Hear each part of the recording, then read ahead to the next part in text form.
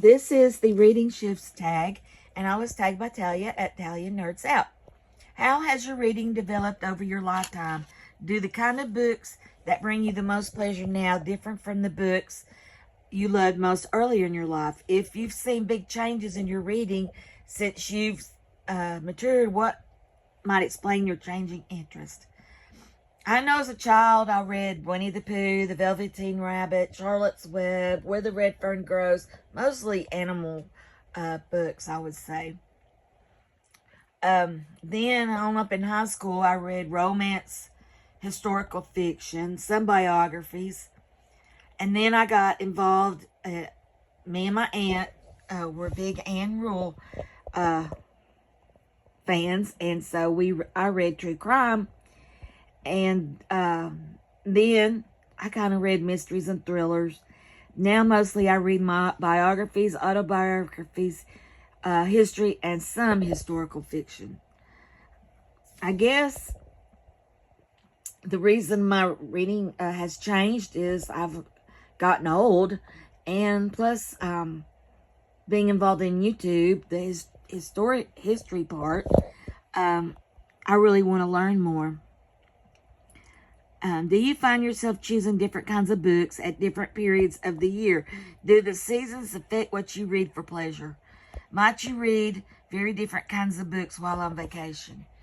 No, seasons don't really affect my reading, but the reading challenges do, like March Mammoths and Big Book Summer and Historathon, the different quarters of Historathon, but not the seasons. Do specific experiences in your life ever shape what you choose to read? Did you read obsessively about child rearing when your kids were little, or about gardening as spring is about to begin? About the experiences of grief when someone you love died?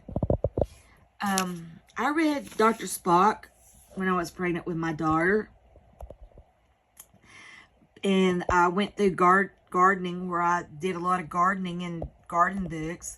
And I've always loved books about the horses and true crime. And when my Bella died, and my dad and Cuddles, I read stuff about our dogs in heaven, because I hope they are, because I really want to see my Bella and Cuddles and other dogs that really have meant a lot to me. 4, have there been any times in your life when circumstances have limited or changed your reading in some way?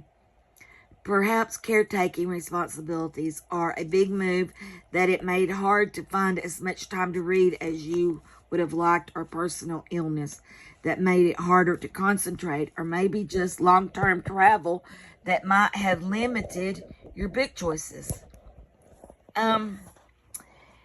My reading was affected by a difficult marriage. I had a very difficult, abusive husband, and we lived in Florida, and I didn't really have as much access to books as I do now. And then after I first got divorced, I worked 3 jobs, so I didn't have much time to read. 5, BookTube is full of discussions of reading slumps, when dedicated readers seem to lose interest for a while in books. Sometimes they just find a book that appeals to them. Have you ever experienced a slump? And if so, how did you handle it? If not, do you have any advice to give people who are experiencing slumps? Yes, I've been through a reading book slump. I'm kind of in one now for several months. I don't know. I think my problem is I watch too much YouTube and I watch too much BookTube. Afraid I'm going to miss something instead of reading. But I enjoy BookTube. It's hard not to watch it, but it does affect my reading. 6, BookTubers also talk about book hangovers. When reading, are you so moved by a book that you find it difficult to move on to a new book? Have you ever felt this way? Yes. When I read Saving Baby, it's about a lady who was letting a horse that was pregnant live on her farm, and she had no intentions of ever racing, but she fell so much in love with this baby that the owner told her she could have him, but she had to agree to raise him. And so the book is about her experience and all the stuff you go through trying to be an ethical racehorse owner and the tragedies that occur.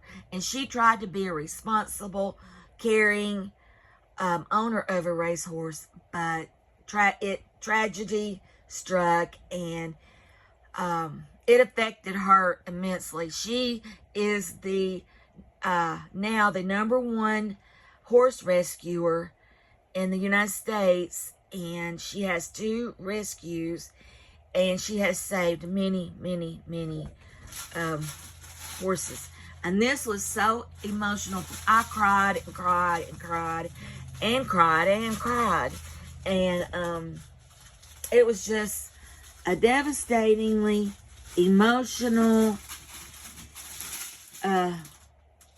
read. If y'all can hear Trudy, she's playing with her toy. Tell us about a few books that almost always work for you. Something that might have remained a favorite throughout your life despite any changing reading taste. Something that always seems to hit just the right spot when you need a life, or perhaps some lifetime book hangover where the next will always be at the back of your mind. The 3 books of Born Free, Living Free, and Forever Free. Like I said, my aunt gave them to me. And ever so often, I bring them out and read them. And they mean a lot to me. And Gone with the Wind. I just love that book. I've read it many times throughout my life. I can remember reading it in junior high school. I always thought Vivian Leigh was the most beautiful lady. I still do. And after watching Gone with the Wind, I wanted to learn about her and read about her. So, I think that's all. I think that's the end of the tag. So, anyway, thanks, Tahlia, for tagging me. Thanks for watching. Bye.